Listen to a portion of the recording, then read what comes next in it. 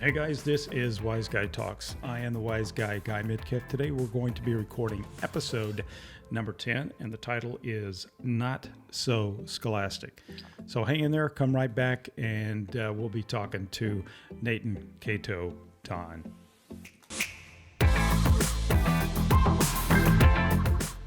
Hey guys, this is going to be an exciting show, and if you're a parent of a child that's in a public school, I think you may want to listen to what we have today. Cato, how are you doing today, bro? Cato is usually, does good, but Cato is not happy this week. Why are you talking third person, man? Cato is not. Before we get into that, so I broke his cherry last week, and we smoked a cigar. I love smoking premium cigars once or twice a week, and I invited him over to my cigar club. And we always drink whiskey and have a cigar, but he broke with tradition. He had never had a cigar. Of course, he brought beer over, and he found out real quick that beer and cigars don't go together. That beer was a waste. Me personally, I don't drink beer. It makes me feel too bloated. I don't like it. Liquor just get you drunk faster. Well, just go slow. It's like that cigar you got all green-faced on. That was one of the mildest ones in my humidor. Yeah. I mean, that wouldn't make an ant get sick. And yet I looked over at you, and even though it was nighttime, man, you were getting green in the gills. Yeah, I got sick. I didn't really get sick. Get sick? No, I got sort of like drunk. Yeah. Slow down, man. Well, I went too quick. Yeah, I'll tell you what I like about cigars. I know they're not good for you, so I try to keep it under control. You don't inhale them, if that's any consolation. But the average cigar is around a 1 hour smoke. I have some that are 3 hours long. I have a Monte Cristo A pre-Cuban embargo cigar that is it's a 9-inch long cigar, and it takes about 3 hours to smoke that cigar, and it's phenomenal. You gave me a 6-inch one. That was virtue signaling, bro. So Remember, let's keep this GP because we got mom and dad listen to this one. Okay. Something's got you all wound up. Something's got the Cato pissed off, and something happened. Let's set this up a little bit. You've got a child that's in the 4th grade. He's 9 years old, and he comes home with a book in his hand. What was the name of the book? No, he didn't come home with a book.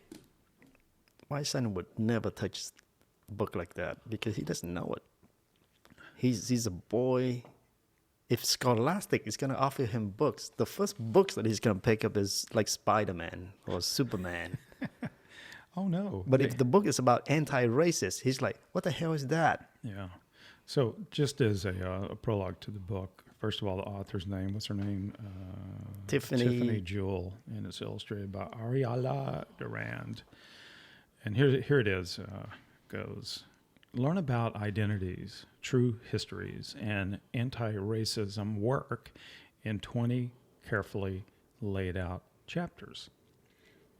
This book is written so young people will feel empowered to stand up to the adults in their lives. This book will give them the language and ability to understand racism and a drive to undo it. In short, this book is for everyone. Take it away. Not for me and not for my son. And that's where I have a problem with a book telling my son to stand up to adults on things that he does not know. Doesn't this border on Marxism to a certain... I mean, can't we draw this back to critical race theory, which goes back to Marxism, and where they wanted to cleave the child from the parent and let the state or the government indoctrinate? I mean, doesn't this really smack of that? Well, sadly, yes, it does go back to that. Why aren't they teaching about the founding fathers? Why aren't they teaching about the greatness of this country and the experiment, the phenomenal experiment, and the sacrifices so many people have made for America? I'm sick of this. I am sick of this. On a scale of 1 to 10, how sick are you of? I'm very sick. 10. 10. You know why? That's crazy sick, though. You don't want to be crazy because sick. Let's go with the 8. Okay, my kid. I want my kid to go to school, enjoy the learning, have friends, meet the teachers. Oh, no. That's not what this book's about. This book is teaching them how to stand up against you. I don't want him to be indoctrinated with things like this. And it pisses me off. And So people can get unpissed off. What is a path for The them path to is, take? if you don't know about the book, get a hold of it, go through it, see what types of things that they're pushing through the school. So what you're saying is parents need to be parents. Be aware of what the book is about, or the things, not just this book. I can imagine there's more books coming in or coming out. How do we stop it? Scholastic books, the company is putting out this book. I want people to actually not buy anything from them until they get rid of all the books like this. Yes, I'm calling for a boycott. But don't they almost have a lock? Don't they have a majority of the book sales around America for them to stop taking books from Scholastic, maybe. Well, the next step I want is not buy anything from them. Talk to your teachers, your school, your principal, that this book should not be in the classroom, should not be near my kid at all. How do they have that conversation? A lot of these principals less, but superintendents can be rather insular and difficult to reach. So how do they reach out to them? What's the best Well, the way? school board, I don't know, meetings, parents. Have you been before school board meetings? Oh, plenty of times, yes. Do you think you get a lot of attention when you go to these school board meetings? Well, if they allow certain things like this to be discussed, I'll bring it up. So the school board controls what the parents are able to talk about. It does it have to be on the agenda? Yes, usually the agenda is given. So if you discuss anything outside of the agenda, they're going to turn you off. Wow. So maybe they need to do a podcast. Come in here on Wednesday. Well, that's why there is one solution where I think that's why I told you that I want to be on the podcast talking about this. I want parents out there to know that there are books like this for fourth grader, even younger, about things that I totally disagree with. So what I'm trying to understand is this a suggestion that this country is implicitly biased or racist? Is that what I'm to take from this? According to the book, because of the dominant culture, which is the white culture, English is the white language. The reason why people are not successful, or students that go through racism, is because of the dominant culture. So their own actions are not responsible for them being failures, taking responsibility for their own actions. It's because of my whiteness. But how about you? Didn't you lose your qualification as an Asian last month? Yes. You're no longer qualified. In Washington State, there's a school district that came out deciding that Asian Americans are no longer classified as BIPOC or minorities. Would you call it BIPOC? Yes, BIPOC is How do you spell it? B-I. Some getting lost in the translation here, brother. The book talks about it. BIPOC is BIPOC, which is brown, indigenous, people of color. I hate that word. What a pretentious bunch of pseudo-intellectual BS. Yeah. This makes no sense at all. So Speaking of things that make no sense, though, I need you to, let's talk about CIS, the word CIS put in front. Okay, another word Prefix. that they use in the book is cis, CIS, like cisgender or cis male, cis female. So according to her, she's a cis female, meaning is gender neutral, even though the word female is in there. So the dominant language, which is English, is still being used by her. So what language are we supposed to use? I have no idea. I know what would be a good replacement. I mean, Spanish, French, Japanese, Chinese, Mandarin, Cantonese. Look, there's so many holes in this book. Oh, no. That I can't even imagine. But hold on. A fourth grader reading it. Because Tiffany Jewell, she's got a PhD in... Nothing. Are you sure about that? Yes.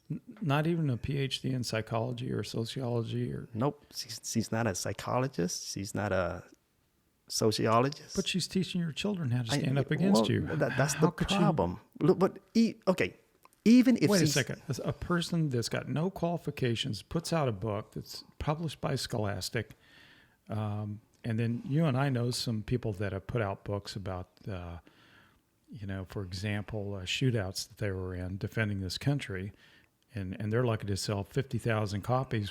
Why aren't we hearing about Victor's book, for example? Why isn't that being taught in school? Why isn't the sacrifices that Americans made in World War I and World War II and Vietnam, and Korea and Afghanistan, Iraq? Why aren't our children being taught that? Why does this occupy 1 square inch of space in our classrooms? That's why I'm pissed. But you can't just be pissed. You got to do something about it. Well, I'm doing something. I'm talking to you on a podcast. I want parents to listen in and go to their school and find out whether this book is actually in the classroom. Yeah, but isn't that part of the problem? Isn't part of the problem the fact that parents are out so busy worried about their own personal life and their own income and their wealth and being a success in life that they've taken the eye off the ball and they've allowed these public schools to just run wild with our children? I mean, don't we have a responsibility to know that this crap is being pushed in our classroom? Why have you heard of any other parent that's pissed about this? Well, the reason why I found out about this book is it was through another parent. She was the one that discovered the book, because my son would never bring a book like this home. So thanks to her, I'm talking to you on a podcast about this book. So the path, again, would be to go before school boards and talk about this. Your and principal. Go to your principal. How about writing document stuff? Anything that would turn this narrative around. How about finding out who was responsible? Somebody along the way. Well, Scholastic published this. I got that. But who in the Carroll Independent School District gave this a thumbs up? I need to find out. Well, isn't that part of the chain here, to find out who somebody along the way put their finger up on this and said, yeah, we'll take this book. There's a parent that is going to do this, and I'm not going to name her, but she is on top of this. She's going to talk to the principal, or have already done so. Okay, and if that happens in a vacuum, who knows how that turned out? Well, that's why we as conservatives need to speak up. Why don't you go with her when she goes to talk, or he goes to talk, or sis her? Wouldn't it be a sis her? CISHER? Yeah, sis her and sis me. Can you have a sis us? That's a problem. Sis cat. Sis, yes. So that could be a town, Saskatchewan in Canada. So that's stupid. That's one word that they came up with. The other one is folks. That's FOLX. You gotta be kidding me. Yes. Spell it again for me.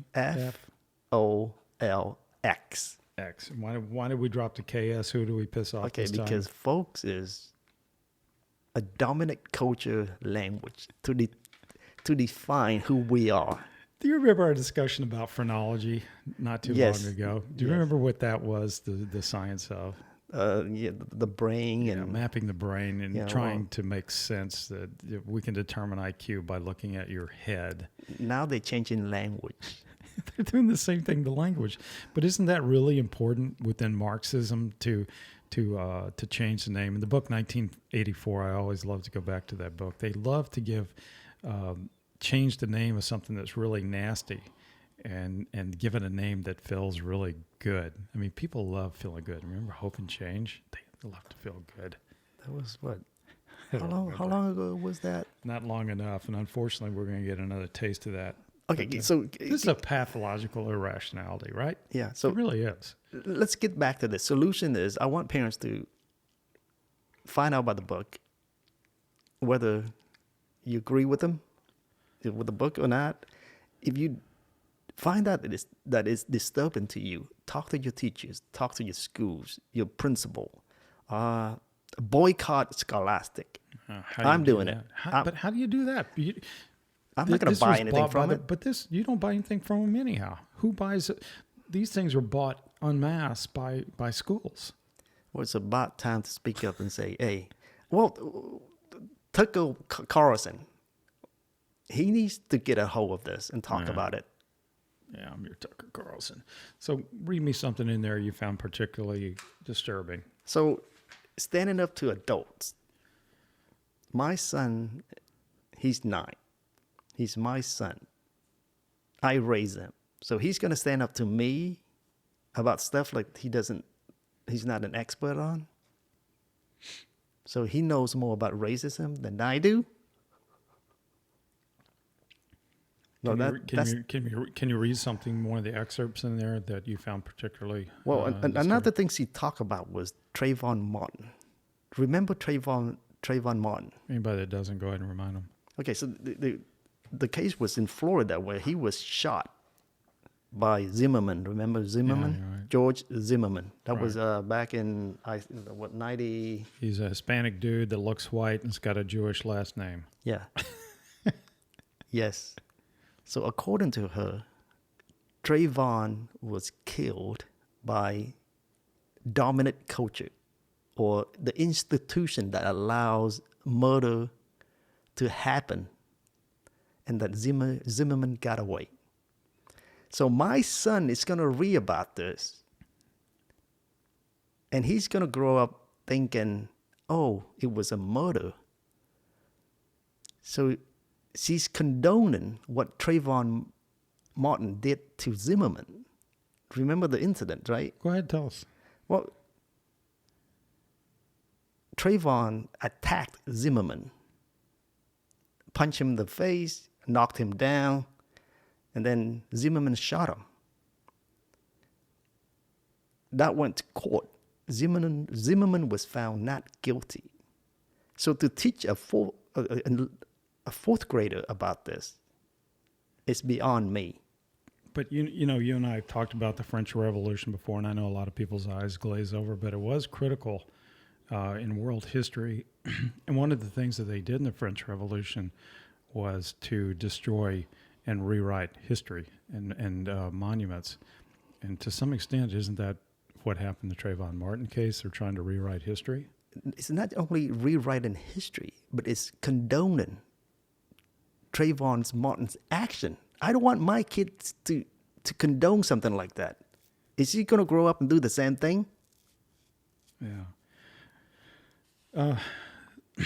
So what this book clearly does is it tries to undermine the dominant culture as if it is systemically flawed and that there's something wrong with it. But she doesn't give you an idea of what superior culture she wants to replace it with. And she almost acts as if any culture that comes into America should not try to melt into the pot of Americanism.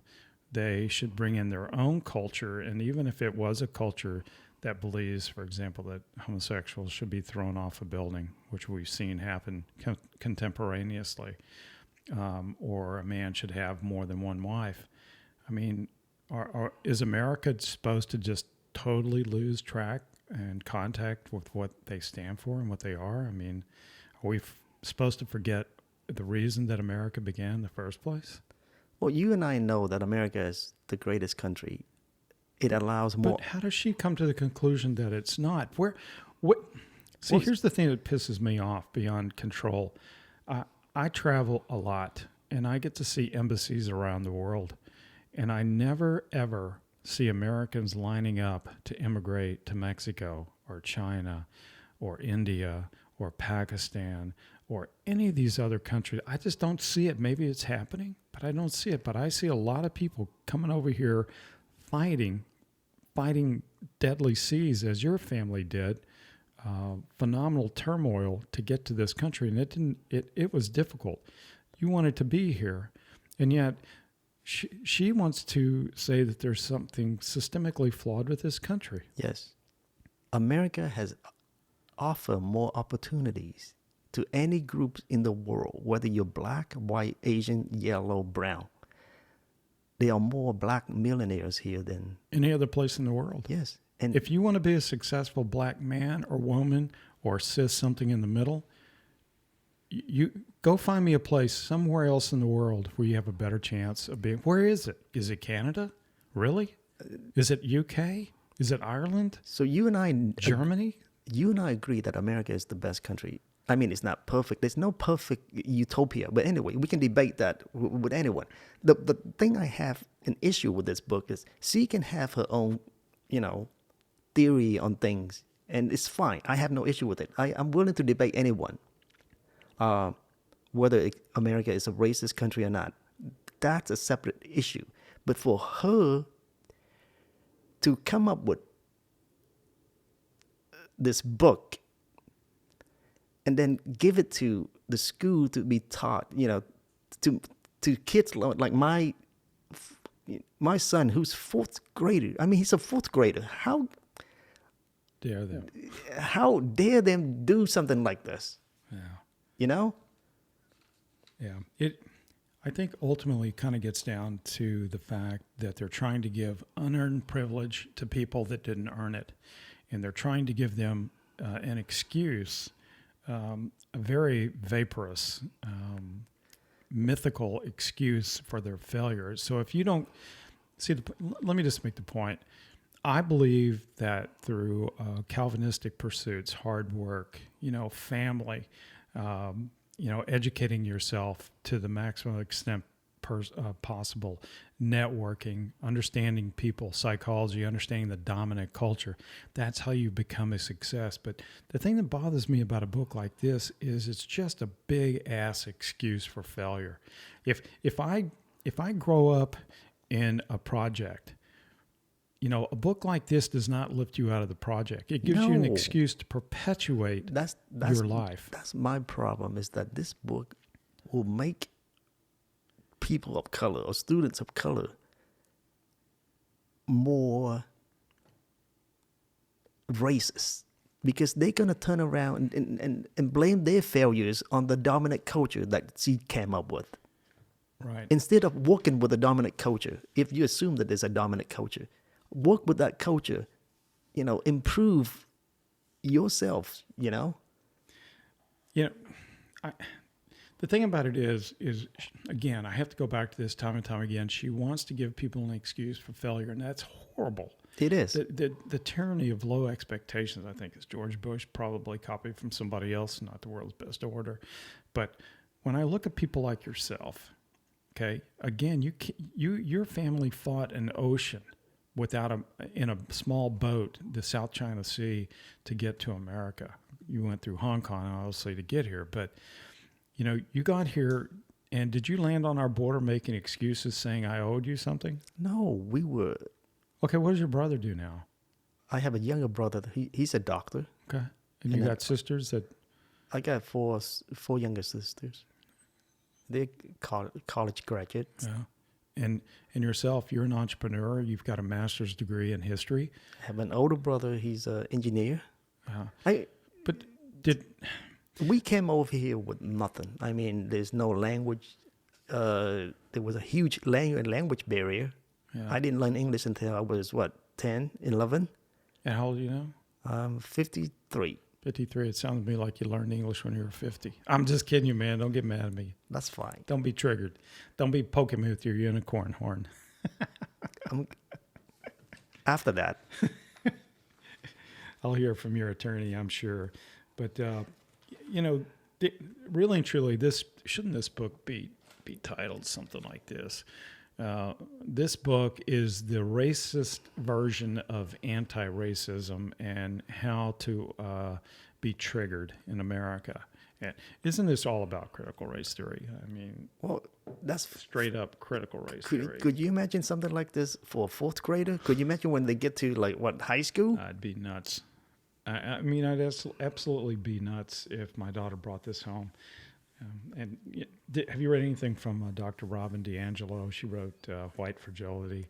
I heard about the book, and it literally same old crap. It sounds like she... Yeah, whether you have a PhD in psychology or not, it is still crap. Yeah, I have to say, I think a PhD in psychology is a phenomenal waste of money and time. Like I mentioned the last show, that I think social science is a oxymoron. Okay, so we're going to wrap this up, but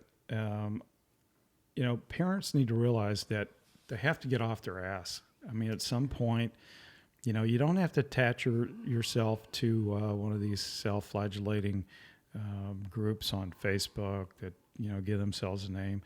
But you do need to get involved, and you need to document what you do, and you have to be vocal about it, and you have to stand up for your children, because nobody else is going to. And you don't get a redo on this.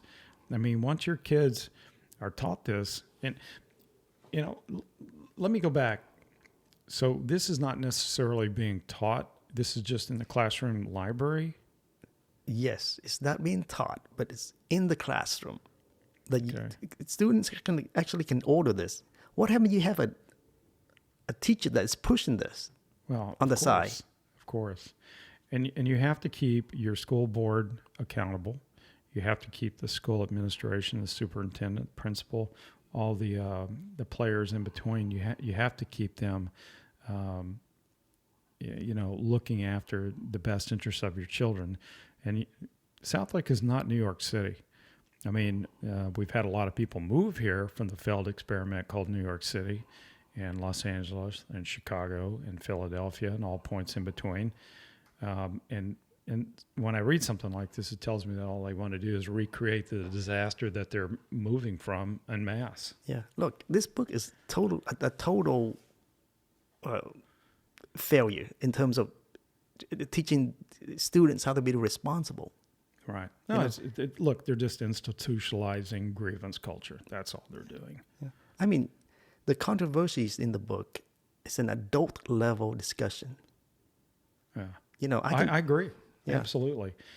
So I definitely tell parents to look this thing up. I'll put it in the notes on the program, but it's called "This Book is Anti-Racist: 20 Lessons on How to Wake Up, Take Action, and Do the Work" by FAUX, Dr. Tiffany Jewell. Yes. And published, unfortunately, by Scholastic, who's got a long reputation in our country. But so one, don't buy anything from Scholastic. I'm calling for a boycott, yes. Yeah. 2, parents, speak up. Find out about your school, whether they carry this book, and talk to them. Say, no, I don't want this in the classroom. Yeah. 3, talk to people. I mean, you got to stand up and fight. They're pushing this, and next year they're going to push more stuff like this. Yeah. So... Well, I appreciate you coming in. And again, I want to repeat that I'm trying to push away from Twitter over towards Parler, Parler, trying to push away from YouTube towards Rumble. Dan Bongino's kind of heading that up. MeWe to replace Facebook. And I really hope that these social media sites become a raving success, because I'm tired of having my voice shut by these companies such as Twitter and Instagram and Facebook and YouTube in particular. So, Cato, appreciate it. What are we going to talk about? Oh, yeah, we're going to be talking about 5 things that really pissed me off. That's coming next. Yeah. Episode 11. Well, episode 11. 5 things that pissed me off. So you and Joy and myself are going to come up with 5 things that really piss us off that's going on in society. All right, brother. Take care. Thanks for coming on. I hope you guys enjoyed Wise Guy Talks. Pass the word around, and let's get the word out there and what we're trying to do. If you have any ideas for shows, get a hold of us. If you want to be on the show, particularly if you write a blog and you're interesting and you're thought-provoking, I'd love to interview you. We can do a Zoom interview or something like that. And I've done a couple of those, and I've really enjoyed them. So thanks for listening to Wise Guy Talks. This is going to be a wrap. Take care, guys. Bye.